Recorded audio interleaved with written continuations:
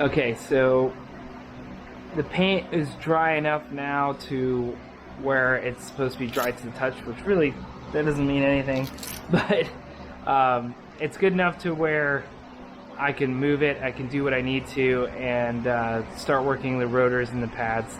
So I'm going to go ahead and do that now, go step by step with removing the rotors, pads, caliper, so that way you can see that. And then I'm going to go about it a little bit of a different way. I'm going to put these cross pins back in and then hang the caliper off of that, of the spring, using that, so that way I don't have to wrap anything around and mess up any of the paint work that I've got going on right now. So I'm going to go ahead and move forward with that.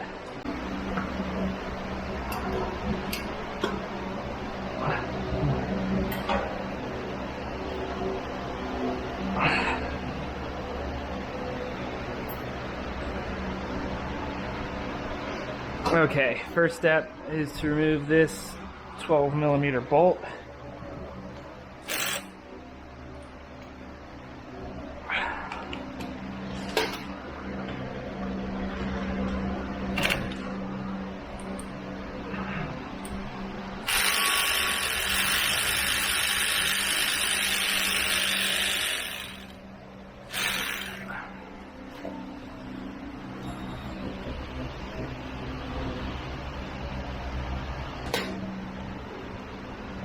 Parts organized in one spot,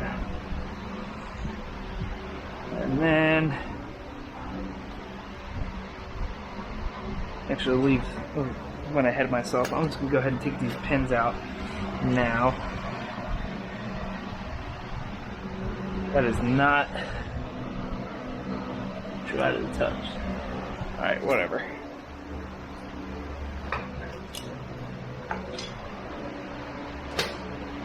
Get these out just using any kind of pry tool that you really want. Really not that much pressure.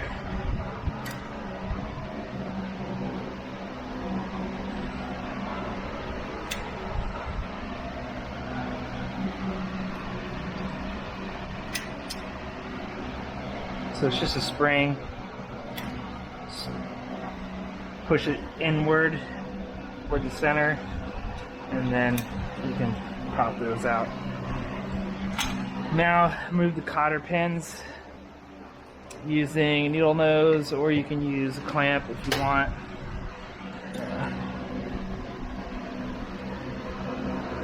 These are actually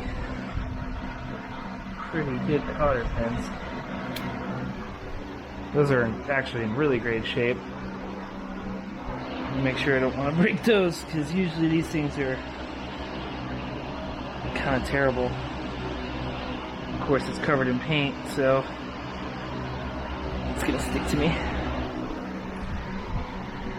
So with the cotter pins, all you're trying to do is just find the rounded end, and you're just gonna grab and pull towards that. But since we have paint, just really that easy.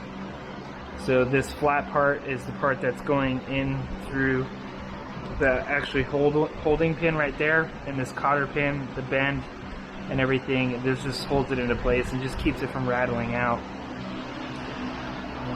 These are those are pretty good, actually. Surprised by that. So now you just pull these out. I need to wiggle it a little bit, anything like that. Should just come straight out. If it's rusty or dirty or messed up or anything like that, it might be a little bit more difficult. Just gonna clean these a little bit, get that excess paint off. You can see how sticky that paint is. Just completely shredded the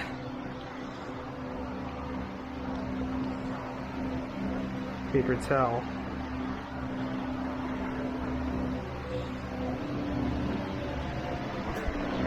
High heat paint is like that, it's really sticky. Alright.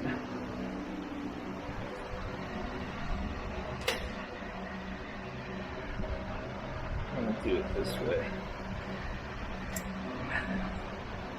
one from the center, just to try not to avoid touching as much of that paint as possible. Like, you want to make sure you maintain a little bit of control of this spring. You don't want it bouncing off and then ending up somewhere where you can't find it. I'm going to use this crappy towel instead.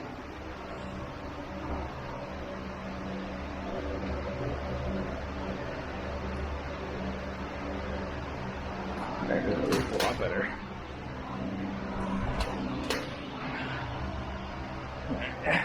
That's there.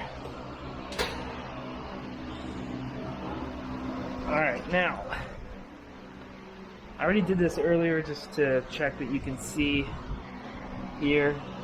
This is the piston, so in this case this is a 2-piston caliper, so 2 on each side. And all you want to do is collapse those, because when it comes time to put the new pads in, it's going to be very, very difficult to get a new, fat, brand new, healthy pad in there when they're extended in any way. So use a pry tool.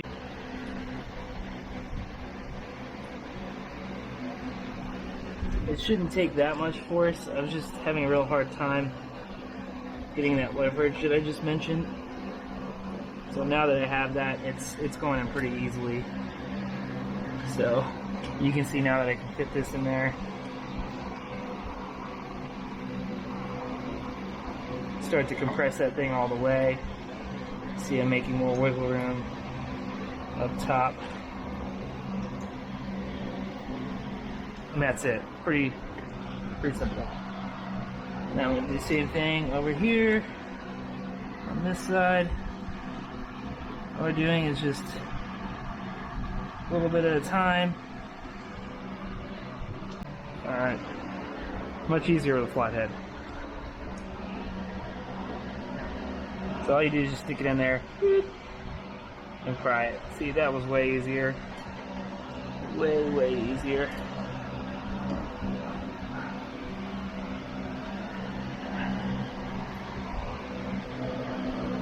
Now I can take that pry tool and use it a little bit more effectively.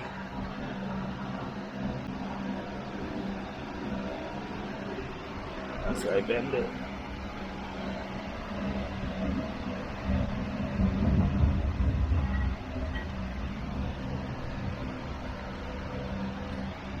Okay. So now you can see there's a pretty significant gap in between the rotor and then the pads, and then now those things just slide right out. So this is the outboard pad.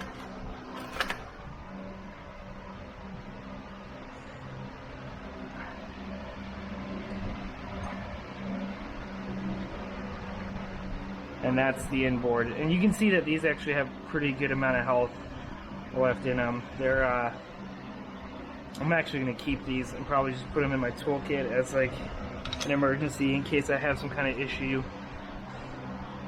And then just keep moving forward from there, especially with those new rotors. Drilled and slotted, wear down brake pads faster. Okay, so now I'm going to put these guys back in to use them as a tool to hang off of.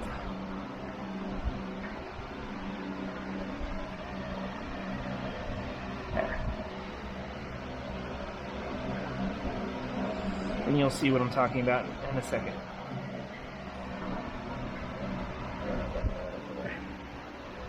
Alright, so I already moved this one. That's where I said I got ahead of myself a little bit. Now we're going to remove the 17 millimeters bolts on the back, and those are the ones that actually do a lot of the work of holding this thing into place. So, see if you can see where the light is. It's this one right here, and this one down here. I'm about to get in the way of the light, so you're not going to be able to see it that well. Alright, so I had to take a little time out and go get a breaker bar because I don't have one. I didn't realize I didn't have one because I've never needed one. But did the trick on those seized up bolts, so thankfully I don't have to break open the $200 impact wrench I bought at the same time. But anyway, back to it. 17 millimeter.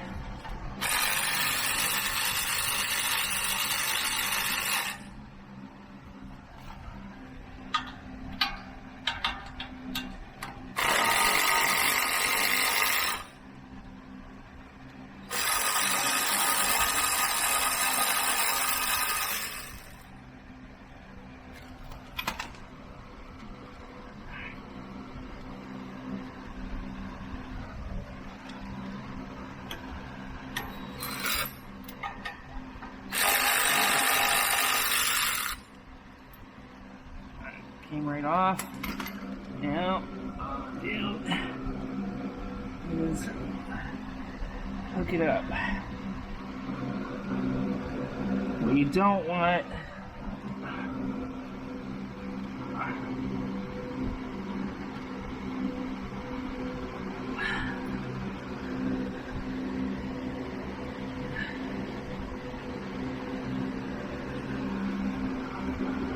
nope. Yeah, I'm fucking this up.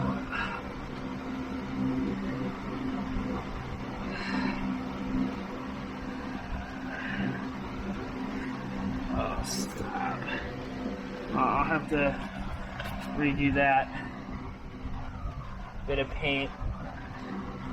It's no big deal, probably not that much. Alright, now this part. So the rotor should just come straight off, but most likely it's going to be seized up a little bit. Maybe not. That wasn't bad at all. Okay. So, I thought I was going to have to spend more time on that. Cool. Line it up, put it on.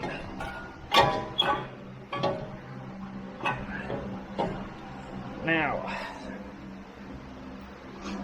once you have the rotor on, it's kind of good practice to just take a couple of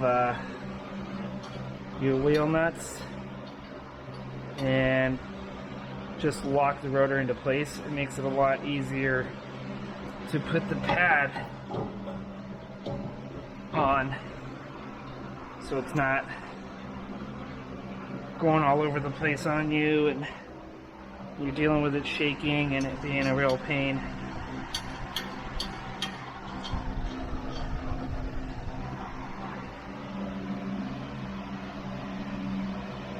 Alright.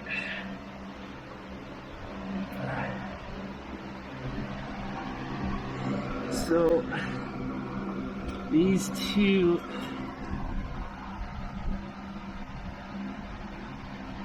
screws, which are my favorite screws in the world right now, do with these is you just take a little bit of some blue Loctite, which I have here, real cheap, you can get it anywhere. Blue Loctite, a couple drops down at the end. So all you do is just a couple drops like that. Do it on both of them.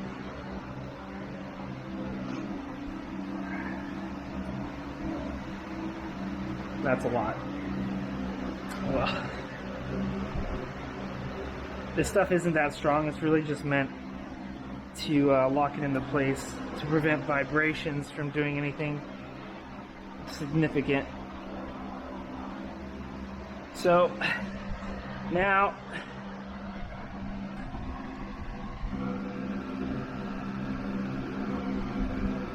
grab the caliper, get it off your hanging mechanism, get it back into place. Shouldn't slide right over because you don't have any pads in. That's one of the reasons why you don't put the pads in before. Makes it a lot easier to put the caliper back into place.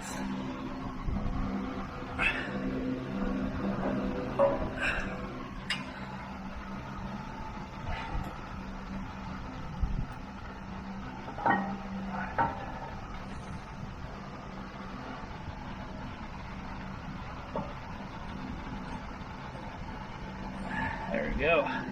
Got one in.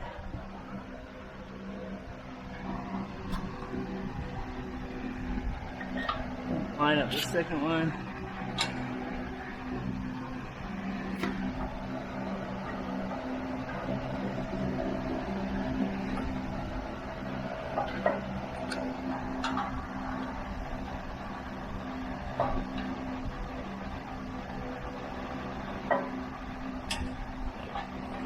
If you ever have an issue getting a bolt or a screw in, if it's just not going in right, maybe it's cross-threading, all you have to do is back it out until you hear a click, and then that's how you know that it's threaded properly.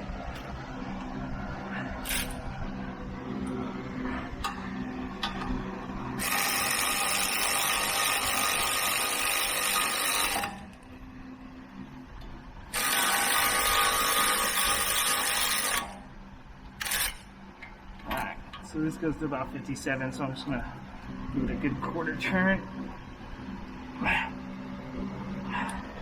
And that should be enough.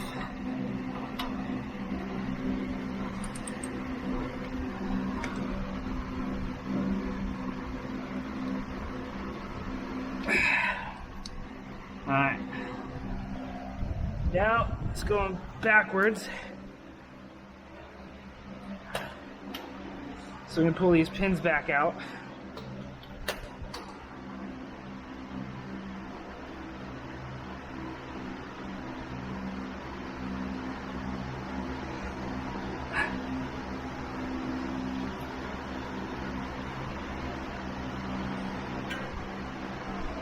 One.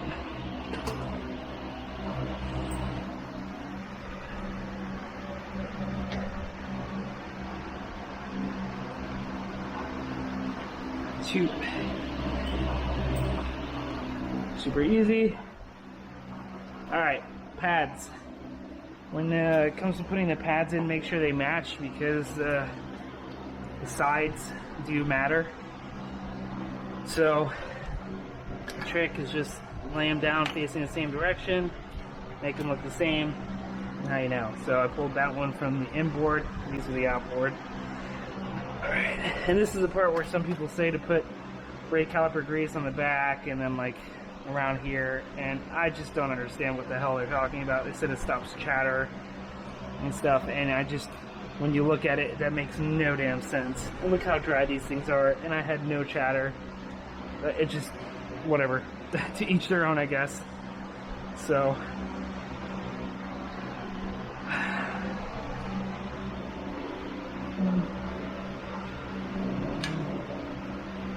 alright, and this should just slide right in.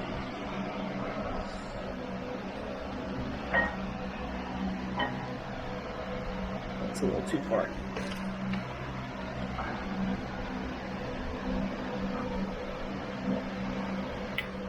Alright, the other one.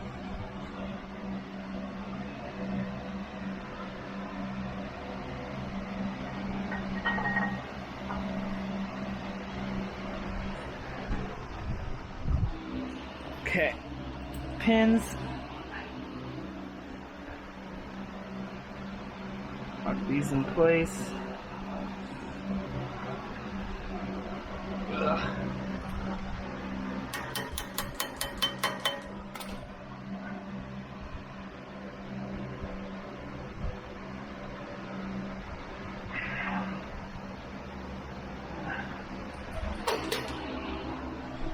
Where did that hammer go? Whatever, I'll choose this.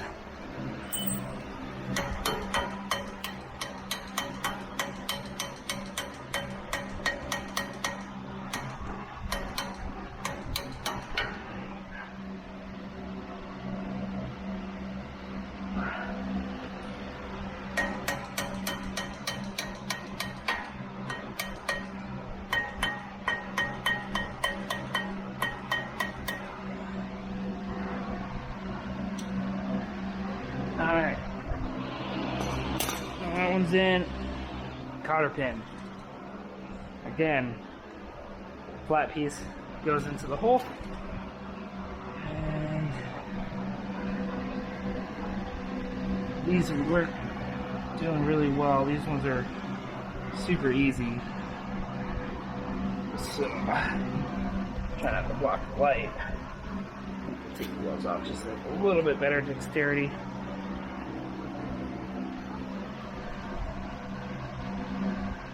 And it just pops right in. Super easy. Okay, now spring.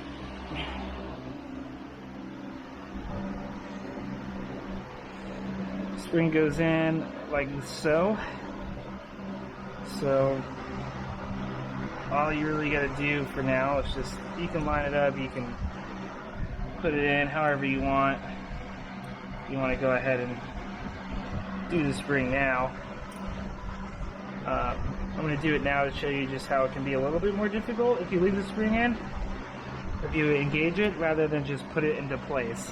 So I'll show you why. When you're trying to line up the pin, it can be a real pain. Just have to push it around it, and it causes a little bit of extra friction, and that annoys me. But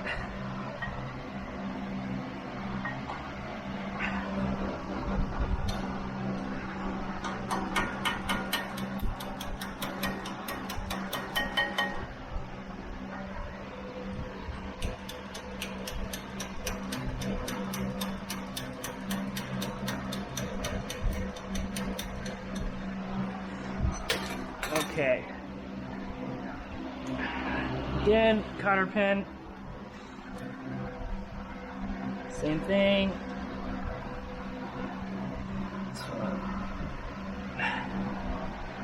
All you have to do is spin it to line it up. If you clean the pin, then it should spin around pretty easily.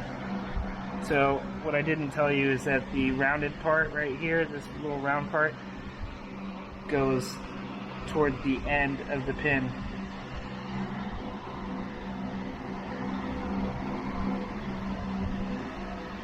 There you go.